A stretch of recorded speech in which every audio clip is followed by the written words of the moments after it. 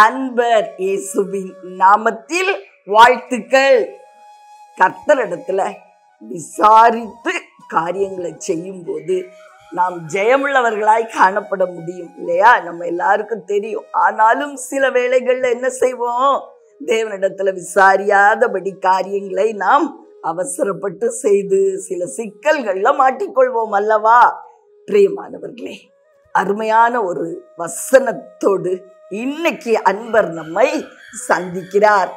2 ராஜாக்கள் 22வது அதிகாரம் 13வது வசனம். நீங்கள் போய் எனக்காகவும் ஜனத்திற்காகவும் யூதா அனைத்திற்காகவும் கர்த்தரிடத்தில் விசாரியுங்கள். யூதாவின் ராஜாவாகிய யோசியா 8 வயசுலே ராஜாவாயிட்டார். அவருடைய வார்த்தைகள் தான் இன்று நாம் தியானிக்கிறோம். பிரியமானவர்களே, தேவாலயத்துல ஒரு நியாயப்பிரமாண புஸ்தகம் கண்டுபிடிக்கப்பட்டதாம் யோசியா ராஜாவினுடைய காலத்துல. அதுல எழுதியிருக்க காரியங்களை குறிச்சு நீங்க தேவனிடத்துல போய் விசாரியுங்கள் அப்படின்னு சொல்லி ராஜா பிரதானிகளுக்கு கட்டளை இடுகிறார்.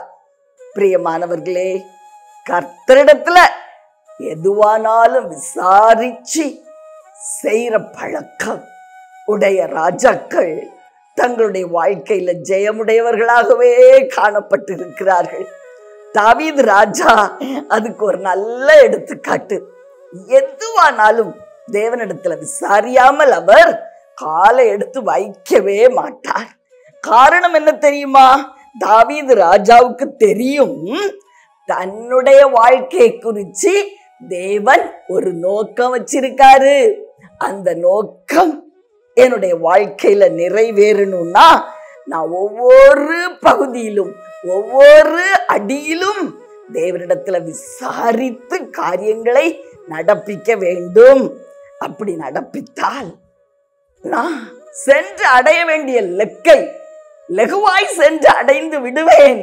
தேவன் என்னை சரியாய் கொண்டு சேர்த்து விடுவார் அப்படின்னு தாவீது ராஜாவுக்கு தெரியும்.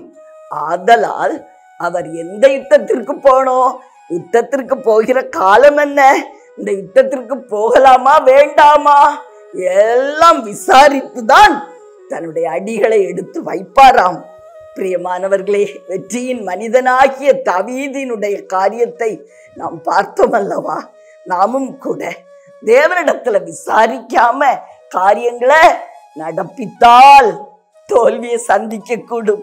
சில நேரங்கள் அநேக பாடுகளை சந்தித்து அதுக்கப்புறம் வெற்றியை நாம் பார்க்கலாம். பிரியமானவர்களே, ஒரு அருமையான கவிஞர் சொல்லுகிறார், கொடைய எப்ப விரிக்கணும் எப்ப மடக்கணும் அப்படின்னு நம்ம அறிஞ்சிருக்கணும். அப்படின்னா மழை எப்ப வரும் அப்படின்னு சொல்லி நம் ஆவியானவரிடத்துல விசாரிக்கணும் அப்படின்னு அவர் எழுதுகிறார். பிரியமானவர்களே, ஆவியானவர் விசாரிக்கத்தக்க தெய்வம். அவரிடத்துல விசாரித்து காரியங்களை நடப்பிக்க நாம் கற்றுக்கொள்வோம். நிச்சயமாய் ஜெயமுள்ள வாழ்க்கையை நாம் கண்டடைய முடியும். உங்களுக்காக ஜெபிக்கட்டுமா? பிரியமானவர்களே, அன்பின் பரலோக தகப்பனே, அருமையான நல்ல இரட்சகரே, ஆவியான அன்பு தெய்வமே, அப்பா, நாங்கள் கர்த்தரிடத்தில் விசாரிக்கிறவர்களாய் மனிதர்களிடத்தில் விசாரிக்கிறவர்களாய் அல்லவே அல்ல ராஜா. கர்த்தரிடத்தில் விசாரிக்கிறவர்களாய் காணப்பட கிருபை செய்யும்.